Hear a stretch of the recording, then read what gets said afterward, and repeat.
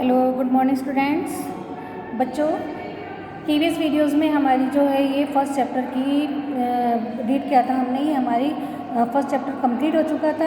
इससे जो कुछ पैराग्राफ्स थे जो मैंने आपको दो टॉपिक पढ़ाए थे उनसे रिलेटेड आपको मैंने कुछ क्वेश्चंस भी सेंड किए थे। ठीक है, अब उसके बाद जो है मैं आपको जो हमारी एक्सरसाइज है, बुक में ही जो एक्सरसाइज है उसके क्वेश्चन आंसर्स करवाऊँगी, वो एक्सरसाइज हम सॉल्व करेंगे। तो फर्स्ट है हमारा क्वेश्चन कि who was considered a foreigner in the past, कि पास्ट में, अतीत में जो फॉरेनर शब्द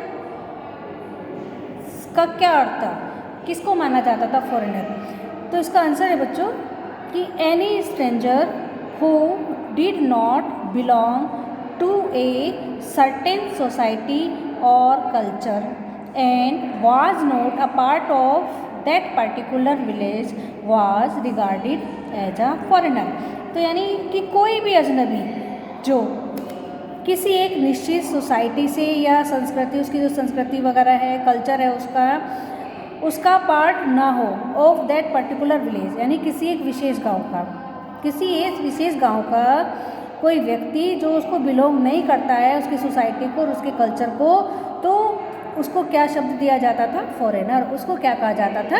फॉरेनर, यानी विदेशी शब्द। विदेशी शब्द का क्या अर्थ है? किसको कहा जाता था विदेशी? तो उस समय जो है विदेशी उसको उस अजनबी को कहा जाता था जो उस गांव से बिलोंग नहीं करता था। यानी कोई दो गांव हो गए जैसे, तो किसी एक गांव से व्यक्ति गया किसी दूसरे गांव में, तो अब आपने देखा ही है कि अलग अलग गांव में, अलग अलग शहरों में आपने कि अलग अलग कल्चर होता है ना। तो उसी तरह से जो उस गांव की जो संस्कृति होगी, जो उसके रीति रिवाज होंगे, तो उस अगले गांव में जो है वो रीति रिवाज नहीं होंगे।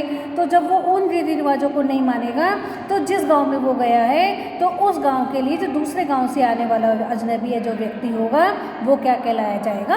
फॉरेनर। आज के टाइम में तो फॉरेनर हम किसे कहते हैं? जो इंडिया से बाहर के लोग होते हैं उनको फॉरेनर कहा जाता है ना, विदेशी। लेकिन उस टाइम जो है जो कि व्यक्ति, जैसे जंगल में रहने वाला यदि कोई व्यक्ति यदि शहर में आ जाता था, तो उस व्यक्ति को, जंगल के रहने वाले व्यक्ति को क्या कहा जाता था? उसको फॉरेनर। आ गया होगा बच्चों तो आपको समझ में कि फॉरेनर्स, अतीत में जो है फॉरेनर से क्या अर्थ था उनका। ठीक है, अब है हमारा स्टेट वेदर ट्रू और फॉल्स। ट्रू फॉल्स करने हैं हमें। We do not find inscriptions for the period after 700, यानी 700 पीरियड के बाद के हमें इंस्क्रिप्शंस नहीं मिले। गलत है ये, फॉल्स है, क्योंकि 700 बाद के हमें जो किससे मिले हैं इंस्क्रिप्शंस, जो मिले हमें कॉइन्स से मिले हैं, जो आर्किटेक्चर उससे मिले हैं, जो टेक्सचुअल रिकॉर्ड से उससे मिले हैं। ठीक है, 700 से 50 का ही तो हम चैप्टर 1000 साल का ही तो हम पढ़ रहे हैं, तो 1000 साल में तो मिले हैं।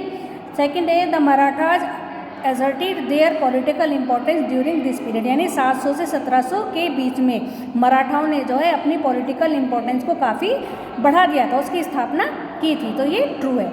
थर्ड है हमारा forest dweller were sometimes pushed out of their lands with the spread of agricultural settlements, यानी जो फॉरेस्ट ड्वेलर्स, जो जंगलों में रहने वाले थे, उनको कभी कभी पुश्ड मीन्स निकाल दिया जाता था आउट ऑफ देयर लैंड्स, उनके क्षेत्र से, with the spread of agricultural settlements, यानी खेती, जो मतलब खेती करने वाली जो बस्तियाँ होती थी उनके विस्तार के लिए कभी कभी जो फॉरेस्ट में रहने वाले, जो जंगलों में रहने वाले जो लोग होते थे उनको निकाल दिया जाता था।